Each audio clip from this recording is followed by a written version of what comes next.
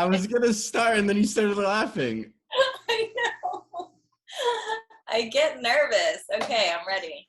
All right. Take 2 or 3 or 4. I might keep that part because it's so funny. All Great. right, what's up, everybody? This is episode 61 of An Untold Narrative, a podcast where we try to feature unknown creatives or creatives who don't have a blue check mark or a massive following, but their stories are amazing and beautiful, and they've accomplished so much in their careers. So we're just trying to shine a light on their stories and whatever they want to chat about. So today's episode is no different. We feature Selena McCartney of Texas. It sounds like we're just riffing off air, who lives in Los Angeles, is my understanding. How are you doing? I'm doing well on this Sunday morning. A little sleepy, but I'm here. So for those, we are recording this 11 a.m. Eastern time, 8 a.m. Pacific. You asked me for an earlier time because you were going to go hiking after this. Yeah, I'm going to go hiking. I've been doing, every Sunday, I've been doing Griffith Park. It's like for me, I do the 7 miles. So I feel really good for the rest of the week. Wow. I know. I was doing small time when I first moved here. I was like 2 miles, 3 miles. And then I discovered the 7 mile and I was like, wow, I feel so good. But I'm kind of shot for the rest of the day after that. So. Yeah, I can imagine. That's I've done that hike or walk, but definitely not 7 miles before. So that's wild. So the reason why we're here today together is because we met on Clubhouse, actually, just about a little over a year ago, probably in a footwear room. And then right after that call, I remember you're like, let's chat, and now I'm gonna call you. And I remember it was like late at night here on the East Coast, like 11:30 or 12 at night. And we just riffed, and I really like just like chatting, and then we got to know each other a little bit better. And I've been following your story since then, and you've accomplished so many amazing things in your life, and I don't even know where to start. I guess we could backtrack to, how did you get into footwear? Because there's so many rabbit holes and avenues that we could go in just off of that for the next 45 minutes that I want you to kind of curate and tell it how you would tell it. Do you consider yourself a footwear designer at heart, or a creative, or how do you kind of start? How did your journey start into footwear? So I, after high school, I was like deathly afraid of going to college, and I was trying to put it off as long as I could. I really did not enjoy school. I mean, I enjoyed the passing periods. That was fun. You got to see your friends and whatever. And science classes were great. But after that, I was like, I just don't want to go to college. How am I going to convince my mom that I'm not going to do that? Well, people always say, I'm going to travel for a year. Or I'm going to do this for a year. So I was like, oh, I'm going to save money for a year for college. So I'm just going to work a lot. And so I got a job with Steve Madden at his retail store I was in San Antonio, Texas at the time. And that's where I grew up. And so, I started working for him. He had just opened a store there at the mall. Go Mall Rats, forever Mall Rats. So I started working there, and I absolutely loved it. I was getting promoted, so I was kind of slowly losing touch with the customer and getting feedback on what they wanted. So my goal to myself is, I've always loved fashion, and I thought I was going to be a clothing designer. But so I spent less and less time with the customers as I was getting more, higher positions. So at one point I became the store manager, and I was like, this is so boring. I'm just a pencil pusher and, money handler and whatever. So I decided to stay after work and stay, before and after my shifts, and just communicate with the customer, ask them, how they're feeling, what they want, what they're looking for, just watching what they're trying on. And with that, I kind of always, like I said, was interested in fashion. So if I saw the color purple was happening or the color green was happening, I would send these trend reports that I made up on my own back to the home office in New York. And so I would send them trend reports weekly and say hey, I'm seeing girls are wearing a lot of purple, or I'm seeing girls are wearing a lot of checkers, or whatever. Send me things with these prints on them if you have them, or this wedge is a little high, if you can send me something with the same pattern, but just lower. So in a way it was line building, but I didn't figure that out until like later in my life.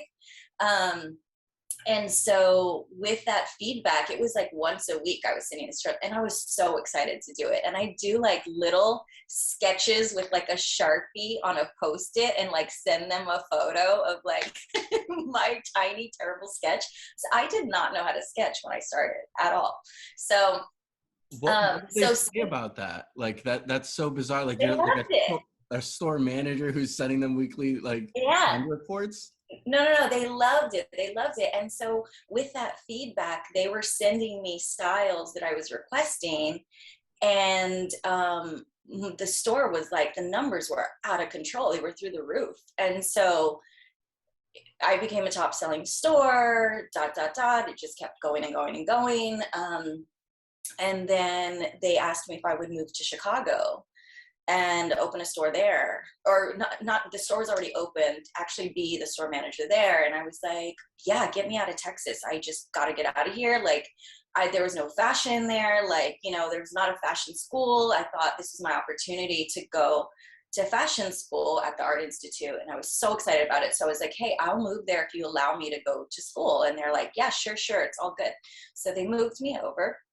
I was super excited because this is a whole new arena of like what people are wearing, and like it's kind of like new ammunition for me. I'm like, oh my god, a new trend report. This is gonna be so different than the last one, So I continued to do that, and then numbers were jumping, and I was like, this is great. They kept sending me more and more and more.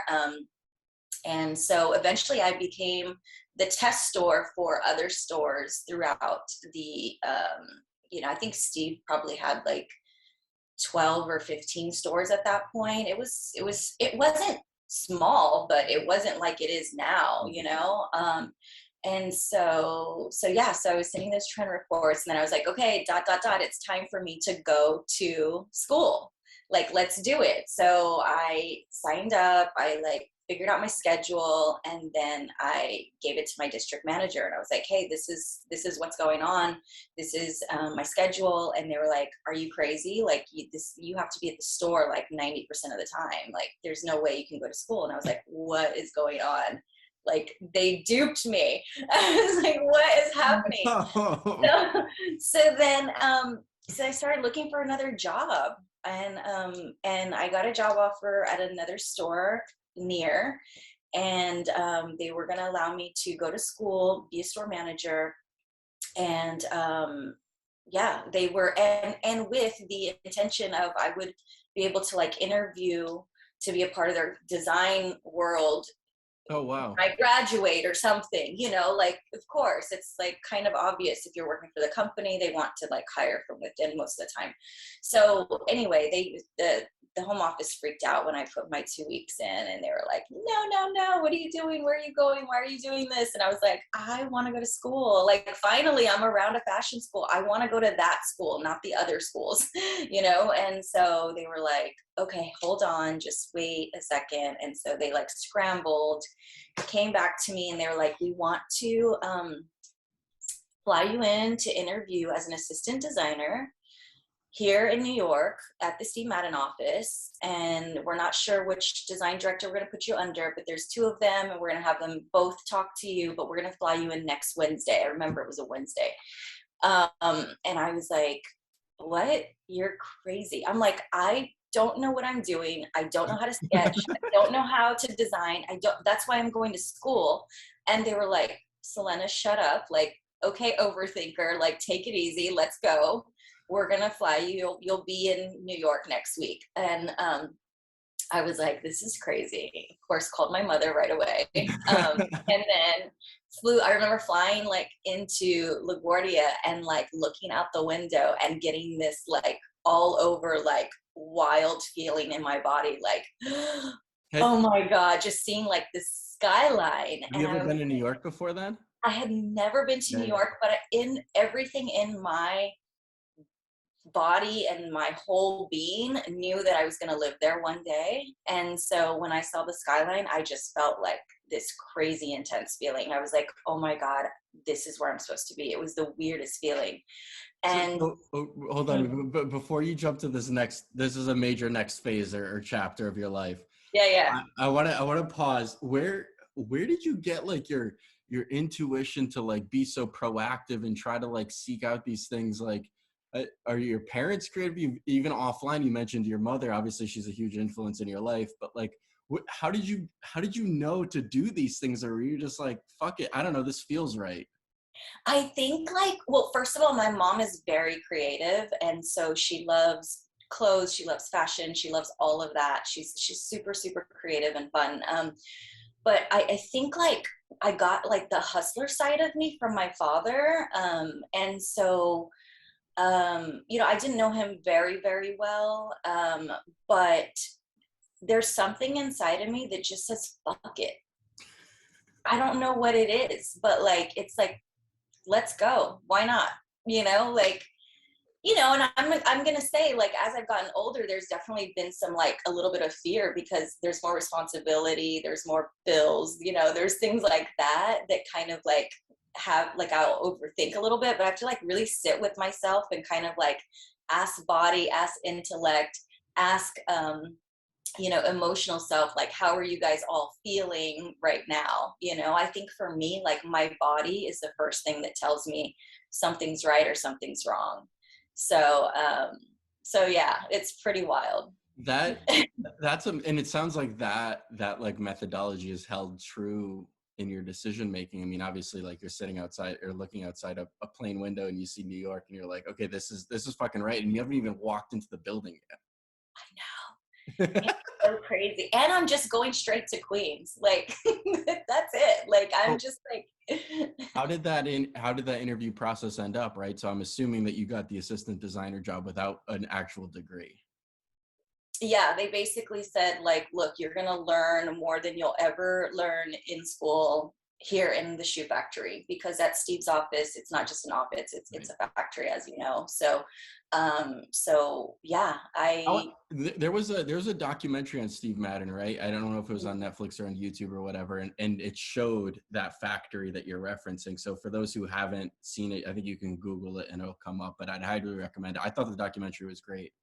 Yeah, it's so great. It's called Madman, and I think it's on Amazon. I'm not sure. Was it accurate? Yeah. Mm-hmm. Yeah, pretty accurate. I mean, yeah, a little bit more than, yeah, it's accurate. How long did you spend with Steve and on that team? And how far, it sounds like you did the retail side, you grew really fast, you got promotions, you started doing these things, these proactive things. Did you apply that same methodology to the corporate world? I'm sorry, what do you mean? What methodology? So when you, of like that go-getter, that hustler, did you start as an assistant designer, go to designer, design manager? Like how fast were you in applying your mentality towards the corporate world? Okay, so that's a really good question. I haven't thought about this in a very long time, but you just took me back to a visual of when I first got into that office. I was a little too nice for it. I was a little too courteous. I was a little too nice, and I was a little too friendly. What do you mean? I mean, I was just like, hey guys, like, how was your day? Or whatever. Nobody and was the culture not like that? No, the culture is and anyone will admit this. The culture is you're at your desk doing your work and you're hearing the F-bomb being dropped every 2 seconds and people are screaming. Like, it's pretty, I mean, it's screaming out of passion, you know what I mean? Like, it's just the culture. It really is. And it's a strong environment. And I think, like, people don't have time to tell you how they're doing. Like, they're hustling, they're moving, they're going fast. So I kind of felt like I was very disconnected. Like, I thought my hustle was hard, but when I got there, it was like, wow, this is intense. So did you have to shift and change yourself, or did you crumble?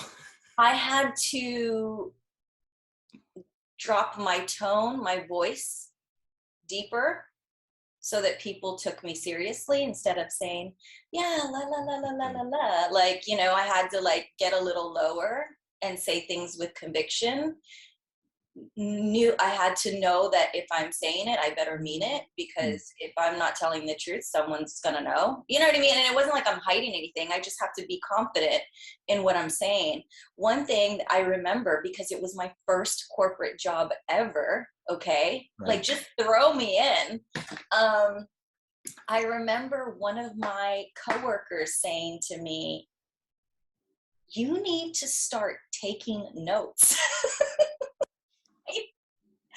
I never took notes. I just like remembered things. And so, but when you're in a corporate environment, like, remember, all my jobs were like retail. Yeah, Like, the expectation is if you're not paying attention unless you're taking notes. yeah, but then also, like, I didn't have like a VP, a CFO, a president, a design director, all this. I was the one in charge at the store. Nobody was really looking over me besides my district manager. Like, she came in once every whatever, you know. If we're on the phone, sure, I would take notes, but like, I could not believe that that was like 101. Grab your notebook. So when I would get called in, I'd be like, yeah, okay, sure. And one of my coworkers was like, "You need a notebook. Like, you need to be taking notes." And I was like, I'm still a kid. Like, remember, I'm like still fresh out of, I mean, it's like a year after high school or something. I'm like 20. Right. So, you know? I'm assuming the transition was a little bit tough. And It was tough. Yeah. And then I remember going home one day and being like, it's sink or swim. right. I got to figure this out. I want this so bad. And this is my dream. I can't believe this is happening, and I'm not going to mess this up. And so I just snapped into it, and I did not, I don't want to say I put my head down and like just did my work, but like, I stayed focused, you know. The first assignment I had as an assistant designer was taking my boss's sketches and walking them into the shoe factory and grabbing the material, taking it to the pattern maker, taking that to the stitcher, taking that to the laster, taking that to the gluer, so, and until the shoe was done. So like, that in itself, like, was like a ball of magic for me. I was like, I can't believe I'm seeing a shoe being born right now. This is crazy. So it's incredible. I mean, for those listening, we have a ton of like footwear people who listen to this, and like, the fact that you're 20 years old in a shoe factory in New York City, not only designing, but watching the design go from design sketch all the way to production, essentially your first sample, is crazy town. Designers today don't get that opportunity, right? Even thinking about with COVID and everything, you're not going to Asia to go see a shoe factory. There's very few in America even left. So you getting that experience is wildly inspirational.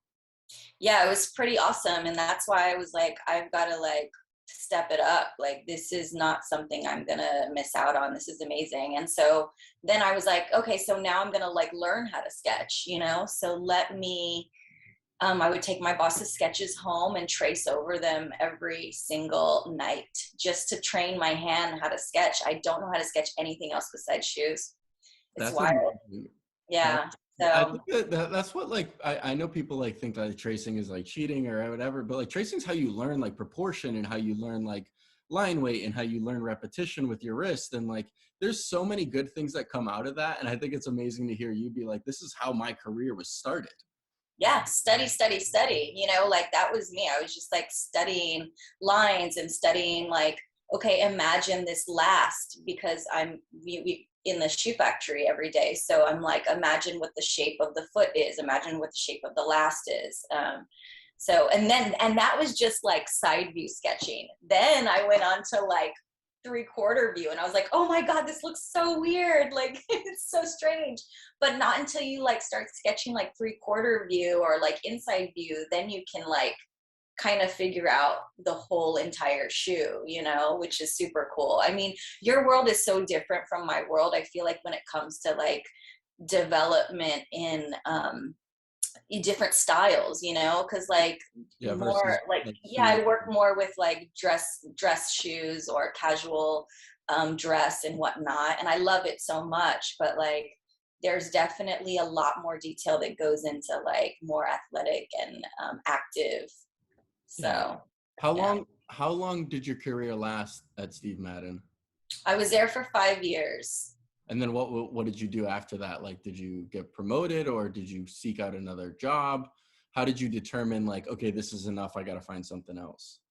I just kind of felt like um I kind of felt like it was time to like grow a little bigger. And I absolutely appreciated that experience so much, but I was like, okay, I kind of feel like I'm doing the same things over and over and over. And I, it's funny, like being a fellow Libra, I'm sure you know, you like change, but you also like consistency. So it's you know, I like to keep growing, but you know I also like, you know, maybe my green juice every morning, and you know what I mean.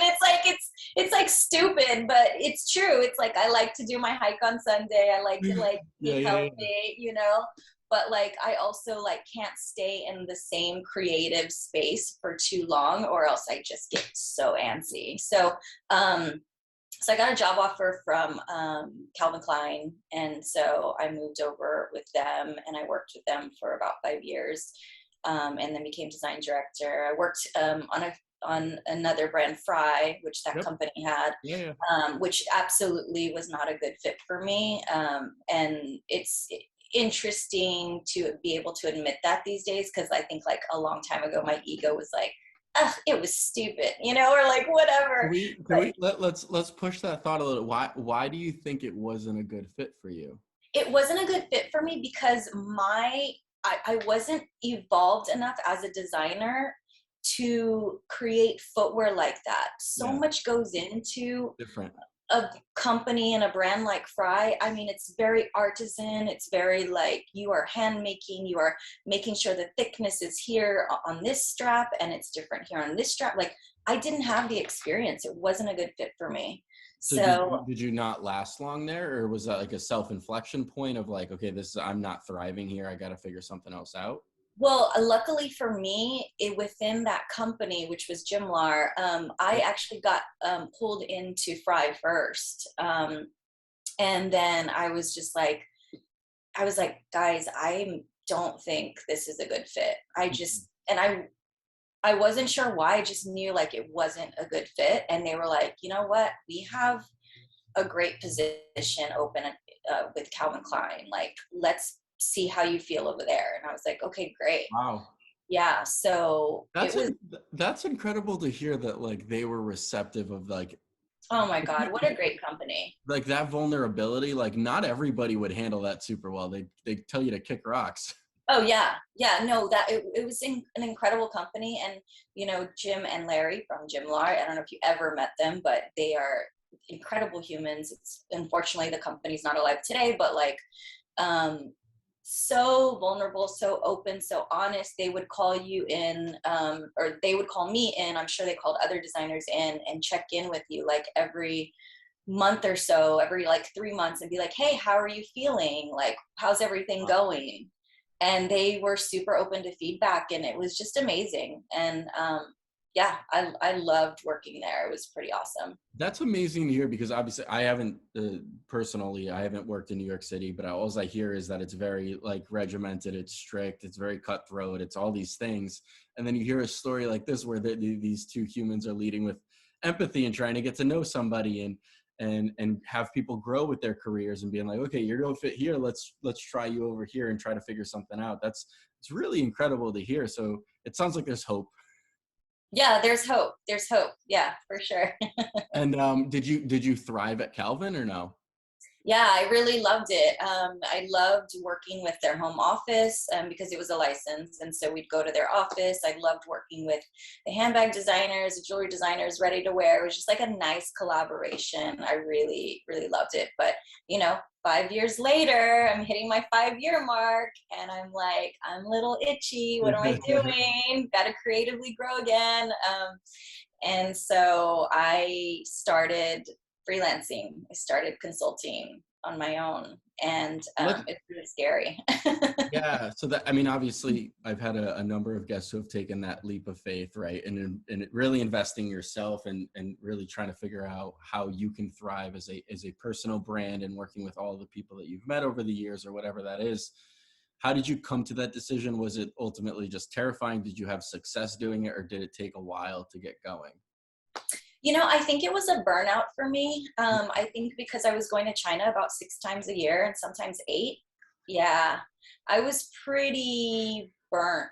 And I was like, yeah, I kind of just felt like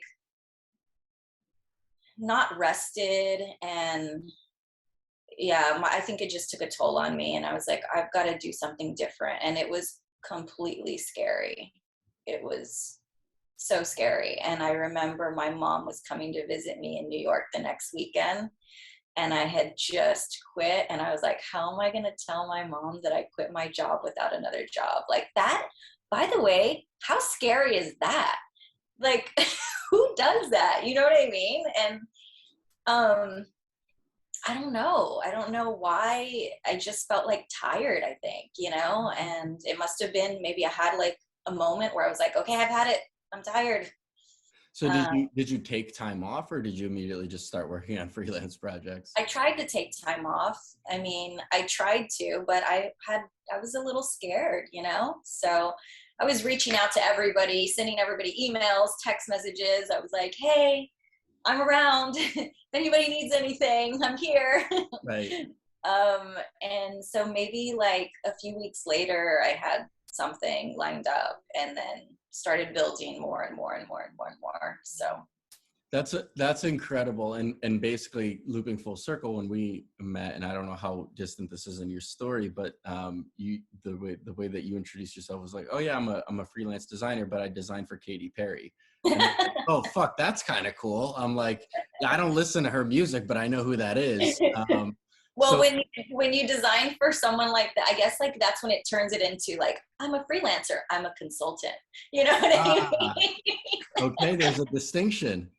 Well, I think it's funny because like I think a lot of people in our world take the title freelancer as like kind of like, oh, freelancer, like whatever. But when you say you're a consultant, it's basically the same thing, right? I mean, you're doing the same exact thing. You're paying your own taxes. Like it's like, I feel like consultants like a bougier version, and it's like more general, so they don't actually do anything, and then they get paid more.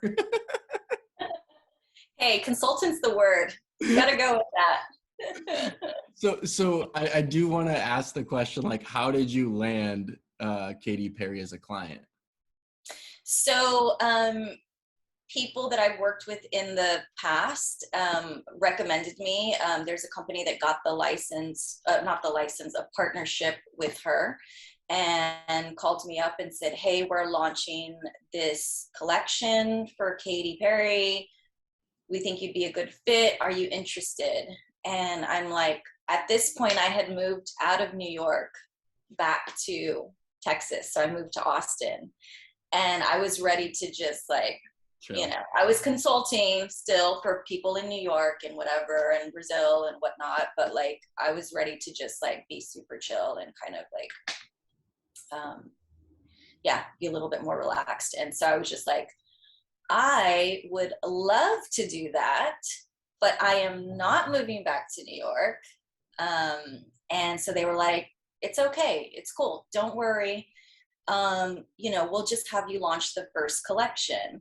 And I was like, great. And I said, and if you want, I can help integrate whoever you find full time for this collection. I can help you integrate that person, moving forward. And, they were like, okay, great. This is amazing. And now it's 6 years later. Well, I was gonna ask like how many years ago was this? So so you've been working with her and that team for 6 years. Yeah, yeah. That's amazing. Is Yeah, it? Katie just took this on her own. That company went under not too long ago, and so she is it's fully owned by her. She Wow. is, yeah, super excited about that. So I'm going to ask the question that everybody wants to know. What's it like working with a celebrity or somebody of that nature? I've had past guests who say they've hated it or that they can't stand it. Obviously, 6 years is a long time to do it, so you must like something about it. yeah, no, I love working with her. She is teaching me so much in a different spotlight of my life. I feel like she is not afraid to ask for what she wants, and she just goes for it. And so for me, I love that. I've worked with celebrities before, and a lot of times they don't really like, I don't want to say they, but like, you know, different ones have different things. Everyone's completely different, right? We're all our own people and we all work differently. Come here.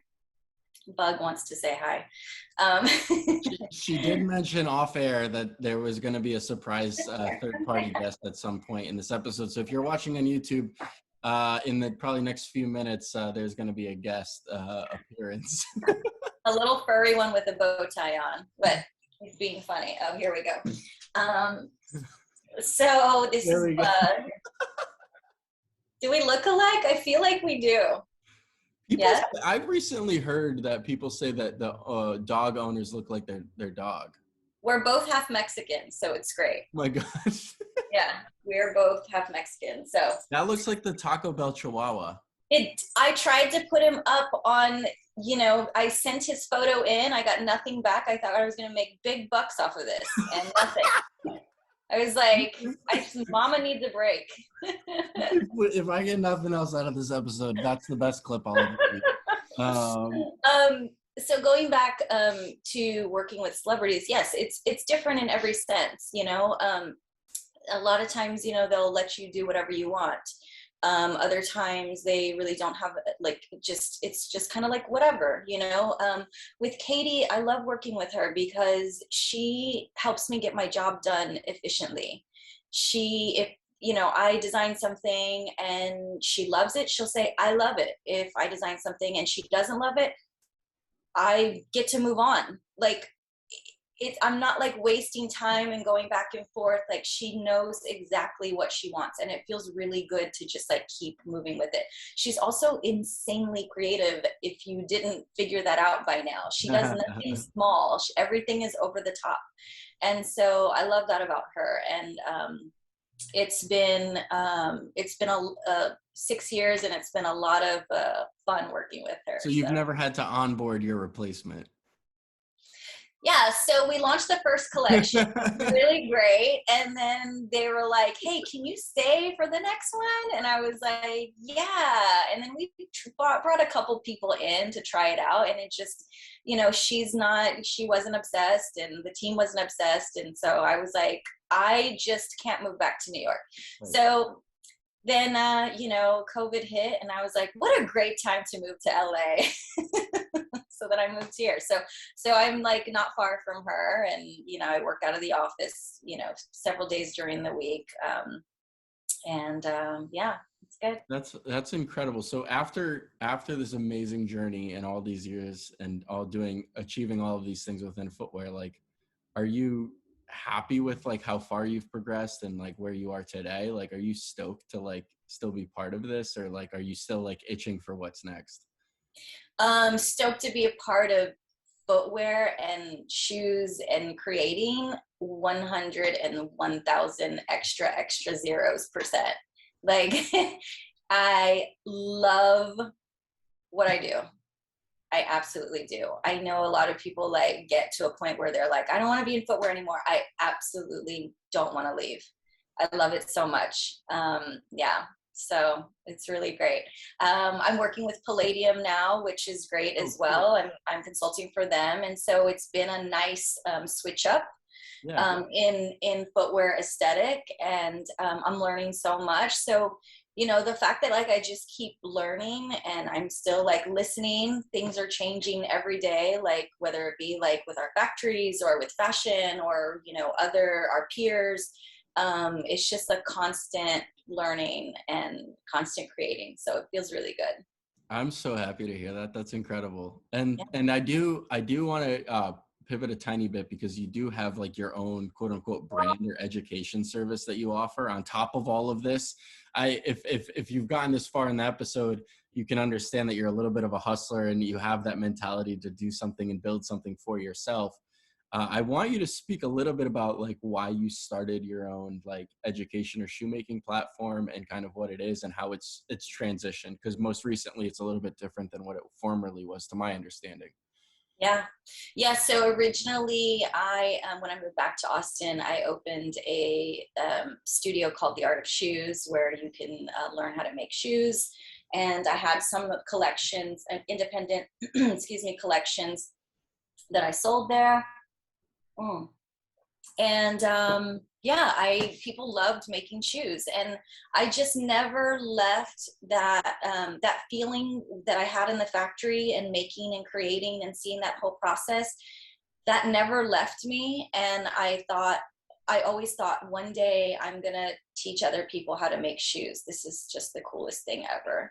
And so that's what I did with The Art of Shoes and the studio that I had in Austin. And at a certain point, my lease was up, and as you know, Austin is fast growing, and so the landlord sold the entire property that he had for like millions of dollars, and it's all condos now. But yeah, it's pretty pretty big bummer. But you know, then COVID hit, and I was like, you know what, I'm going to teach virtual. I'm going to see what happens. People still wanted to make shoes. I was shipping them kits. And, you know, then I was like, this is a product. It has to be a product. And so my first kit was a slipper making kit, which is here. And I didn't plan this, but I will show it to you. Look at that. The yeah. fuzzy slipper, how to make a fuzzy slipper. It's okay to be a little obsessed with shoes. For those watching, definitely hop on YouTube and check out this part. This is cool. Can you open it up for us? Yes, I can. Oh my God, I'm stoked. Yeah, so this is a little blurb about the process and inspiring others how to DIY their shoes. The pattern and instructions are in here. So you have your pattern. You have your EVA outsoles, you have your insoles that you'll wrap, kind of squishy, and then you have a cute little swag sticker, your fur, glue, gloves, and then you have your labels, and then there's a little sandpaper in there. Holy cow. So, it's a legit shoemaking kit. And what's cute about it is that, like, you know, what's great about it is that you on the front of these kits, it'll say like total time, 3 hours, or like however long it's going to take you. So it's kind of like, here's the recipe, you know, like it's going to take you this long. Go bake your cake. So yeah, it's pretty great. I mean, it's great. Girls love to do it, like bachelorette parties, birthday parties, like, you know, families, like just being a DIYer is like so big right now. So that was the first kit we launched, which was like Christmas time and cold weather time. And now the clog making kit is going to be launched end of this month. Congratulations. That's so cool. I remember the last time we spoke about it, wasn't this developed. And by the way, those just listening on Spotify or Apple, it is a fully decked out in pink fuzzy slipper with every component is pink. It was very well detailed to attract females to DIY. So, or males if you're into pink. Yeah. So, we go up to larger sizes, and we have pink, blue, and leopard. So. Oh, okay. That was just a pink box. Yeah, that was just a pink box. Well, I mean, the pink box all around. But yeah, it comes in like, you know, leopard fur and whatnot. But yeah, the clogs are going to be great. I wish I had them near me, but definitely they'll be on the website, and I'll be posting them on my my social as well. So So that's an amazing transition. I have two more questions for you. The okay. first is, where can people follow your journey? Where can people see this stuff? Because it is really interesting content what you do share, and how you've been able to transition and grow. So where can people find you? Do you have a website, Instagram, Twitter, TikTok? What do you do these days? So SelenaMcCartney.com is my website. Selena McCartney Design is Instagram, and The Art of Shoes, the.art.of.shoes on Instagram. I hate that I had to switch that up. Someone took The Art of Shoes from me. Oh no. But yeah, so that'll be, the shoemaking and the education and stuff like that. Super cool. Last question for you. If you Mhm. had, you've done so much, like, I think that's why I was so stoked to have you on. If you had one piece of advice to give anybody, right? It doesn't have to necessarily be a creative or a designer starting out, or somebody in the middle of their career, or really somebody lost. Like, what would you tell somebody at any point in their life? Like, do you go back to like one core saying or meaning, or thought process that kind of helps ground you, that you would share with the audience? Yeah, do big things, stay humble. Do big things and stay humble. And why that? Yeah, I just feel like, hustle hard. You can like do all these amazing things, but like staying grounded is really important. I think that it is, it's so important to like not get too over the top about things. It's, this is my personal, like I've had to just like, I'll get in the moment. I'll be like excited about this new project, but like I always stay grounded about it, because I think for me it's important to I don't know, just for me it's important not to get, I don't, for lack of a better word, like a crazy big head about something. You know what I mean? Like it's just nice to stay personal with people and be kind and not think that, you're better than anyone else. I think that's important for me. Super important. I think it's important for everybody. Everybody should follow that logic. Yeah. Selena, thank you so much for joining us on episode 61. This has been fantastic. I'm so stoked that we got to hang out and share your story. Thank you.